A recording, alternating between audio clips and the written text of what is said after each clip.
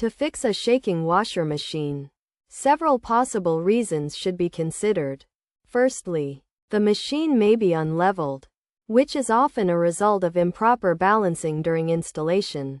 Adjusting the unit's feet can resolve this issue.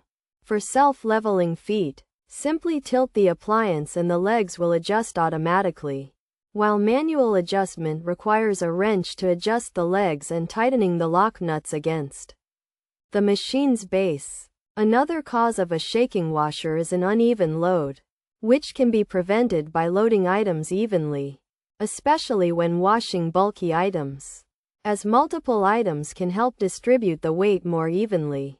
Overloading the washer should also be avoided, as this can cause the drum to move freely, resulting in clothes lingering on one side.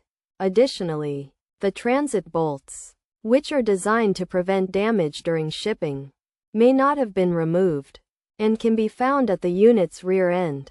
To fix this, loosen the bolts using a spanner, extract them, and install plastic caps. By following these steps, a shaking washing machine can be easily fixed.